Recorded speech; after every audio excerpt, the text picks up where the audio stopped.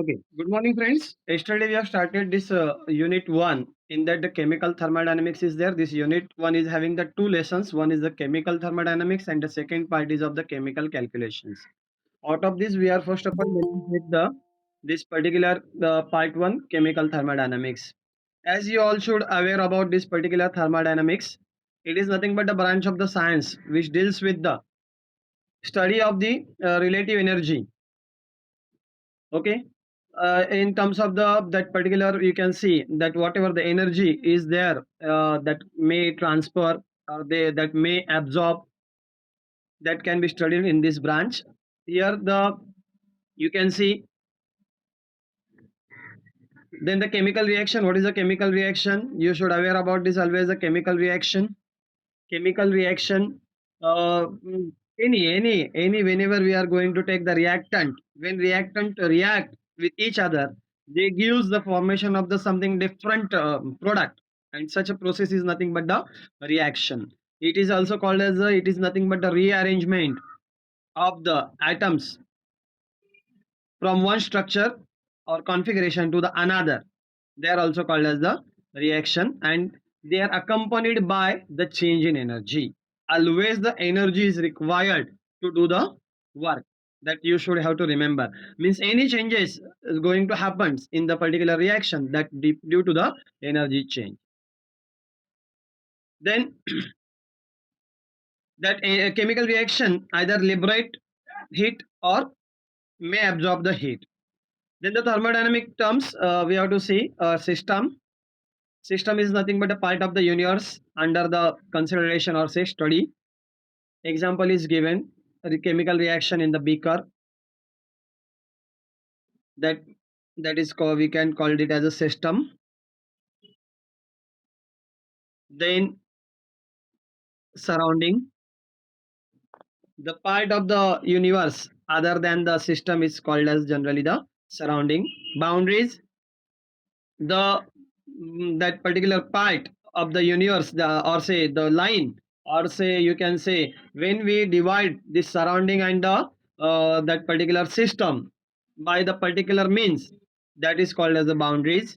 The line that particularly differentiating of dividing system or say surrounding is called as the boundary. Then we have to see the types of the system: open system, closed system, and isolated system. You can write definition in your own word also. Not necessary the same definition you have to write. In the open system, you should have to remember the system in which allows both transfer of the matter as well as the energy to the in and out of the system is called as the open system. The system which allows the transfer of both energy and matter in and out of the system is called as the open system. Then the system which allows only transfer of the energy in and out of the system, not the matter, is called as the closed system. These all terms you have already seen in the 12th. Then isolated system. For the isolated system, neither the energy nor the here that particular matter will exchange with the surrounding or say exchange or come in and out of the system. Okay, that is called as isolated system. The example of this isolated system, you should have to remember thermos, that we are using to store the hot things like the tea, coffee, all these things. And for the open system, you can take the cup of tea. Okay, or say you can see that what I can say, you can take also the water. Okay, in the evaporating dish. Then the in the closed system, you can take any that we can say the utensil is there, in that the cooked food is there. Okay, and we are keeping the lid on that particular utensil, and matter is not exchanged with the surrounding, but the heat energy, whatever the heat is there, that will exchange with the surrounding. This is the closed system. Then next type is the homogeneous system and the heterogeneous system. You know, so many definitions are available for this homogeneous system and the heterogeneous system. The system in which the whose all the part are in the same phase are called as the that particular homogeneous system. or say whose properties are same in all parts are called as a homogeneous system, or say the system whose which that particular we can say constituent or say consist of the two or more different homogeneous phases which are separated from one another are called as a heterogeneous system. In simple way, yeah, for the reaction when the reactant and the product are in different phase are called as the heterogeneous system. When the reactant and the products are in the same phase are called as the homogeneous system. This definition is also allowed. Okay, you can write any one definition, it is allowed. Then intensive property.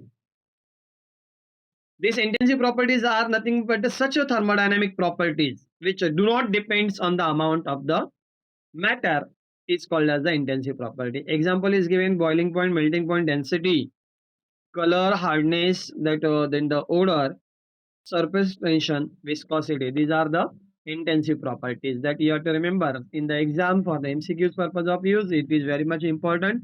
Then what are the extensive properties? Reverse to these intensive properties.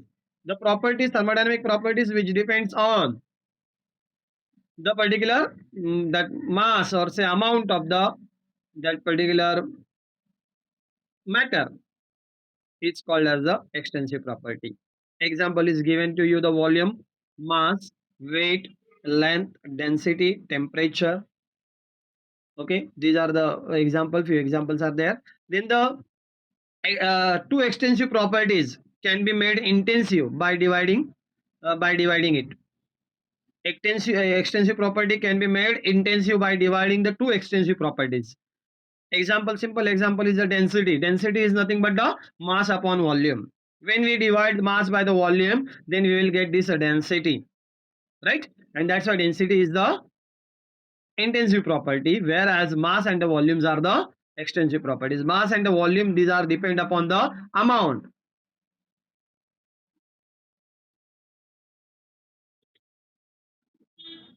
Then the state function, it is nothing but a property of the system, in that any quantity that has the fixed value in a system at equilibrium, such as the temperature, density, refractive index,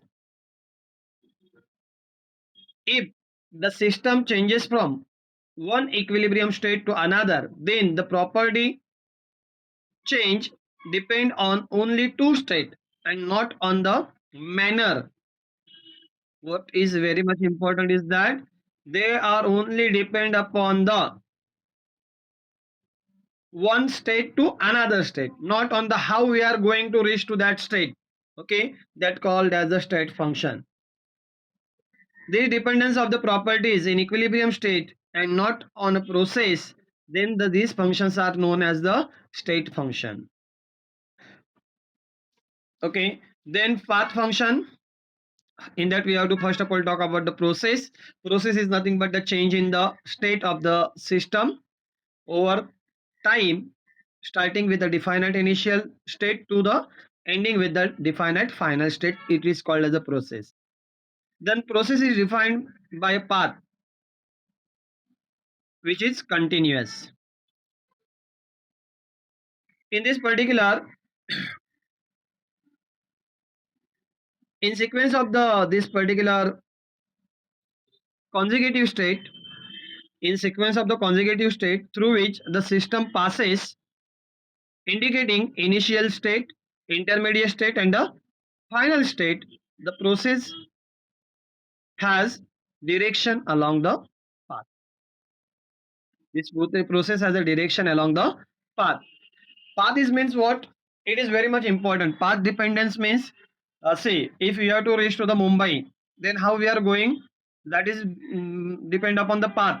You can come to the Alibag, then from the Alibag you can go to the Panvel, from Panvel you can go to the Mumbai, or you can take the another path. You can come to Alibag by the boat. You can go to from Alibag to Mandwa. Mandwa you can pick up the boat and then you can go to the Mumbai. This is the path dependent. There is a how what is the initial state, then the intermediate state and then the final state. Okay, the process of going to that particular Mumbai is a path dependent. Okay, you can follow the any path. Then next one is the thermodynamic process. It is defined by what happens within the system by the forces exerted on the system by a surrounding or any external field is called as the thermodynamic process. Then the expansion, you should allow to remember that the if it is a linear things are there, at that time we can say the length will increase, it is called as the expansion. But here when we are taking the system in that the volume is there, if the volume is increased, the process in which the volume of the system increases is called as the expansion, whereas the volume of the system decreases in the process in which the volume of the that particular system is decreases is called as the compression.